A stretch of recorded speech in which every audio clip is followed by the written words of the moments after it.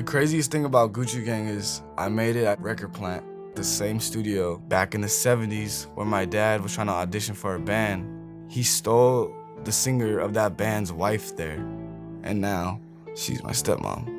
Another funny part is that I brung a girl to that studio. I didn't even make a beat yet. I just take her to this like lounge thing they have and like got it popping back there real quick.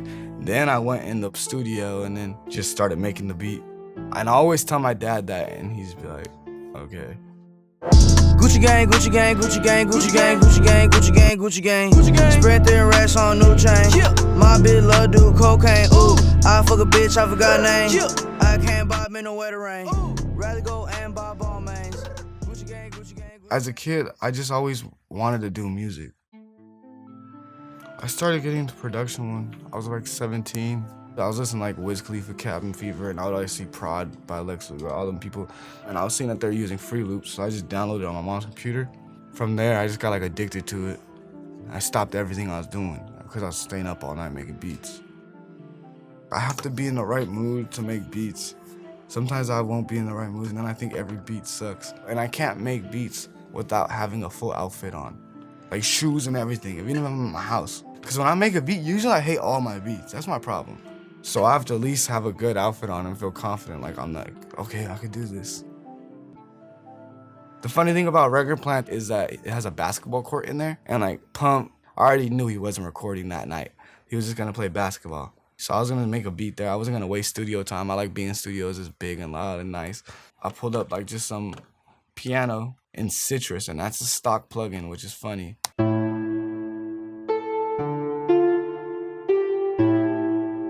And then I added this gross beat. Every Fruit Loops dude, everyone who uses gross beat knows about the half speeding thing.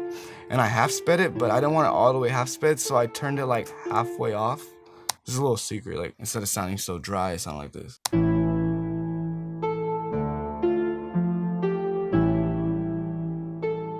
Makes it sound like more is going on right there.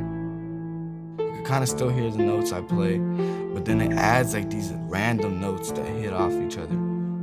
The next thing I did after having the piano and I was content with the piano, I went to Dune and I found this sequence. I felt like it was too fast and it was just like, whoa, too much going on. It was really fast. And so I pulled up Gross B and I just half sped it and then it sounded like this.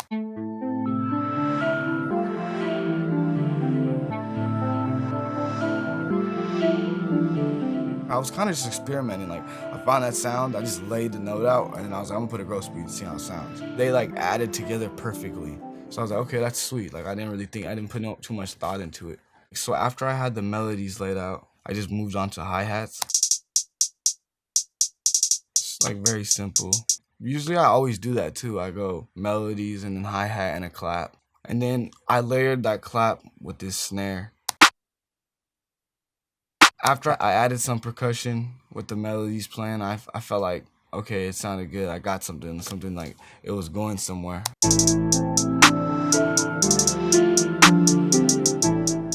And then usually after I do like the percussion and all that, I add the 808. It sounded good. I feel like if I added too more distortion or any EQ, it would have been like overkill. So I kind of like to have a cleaner sound.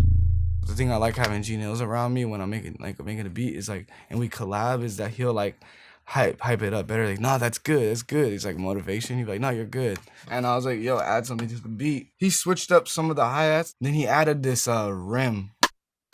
It added like a little bounce because it was like kind of like on the offbeat of it. The kick followed the 808 pattern, pretty much very simple, didn't do too much to that. I found a little open hi-hat. And it's very simple, it's just a little one.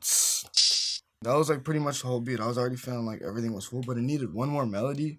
Everything else sounded really like low and dark. Something in my head just popped up like, I'm gonna add this higher piano. I felt like that part stuck in people's brains. So the last thing after the beat was laid out and I added that little high-pitched piano, everything sounded great. We had our tags like every producer, but then I remember this rise I always use. That's all it is. It's like, but it sounds like something like epic's about to happen. I always use that one. I love that rise. So with that, with the whole beat, sounds like this.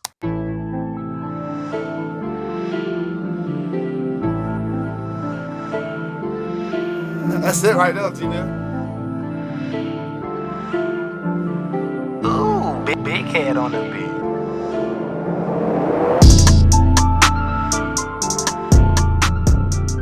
I knew the beat was done because Pump was like, yeah, that's it, it's good. I didn't have to really add nothing and he already knew what the hook was. I'd rather make beats in front of the rapper on the spot. Like, it doesn't add no pressure to me, that's perfect. And I don't care if you don't like none of the beats I end up making, like, oh well. Like, I'll come back another time. But I always like doing it on the spot because I feel like when I'm by myself, sometimes I add too much sound. That one sounded perfect. I could loop it forever and I'd never get annoyed of it. Every time I went to the studio with Pump, I always wanted to make him his biggest song. Well, that's my goal with like every rapper. I want people to know, like, when you get a beat from Bighead, it's gonna be the biggest song. Cause like nothing's ever good enough. Like I'll be like, I'll set a goal, like I wanna do this, or whatever. And then it happens and then it's like, I want 10 of those. Like I wanna fill the Billboard charts.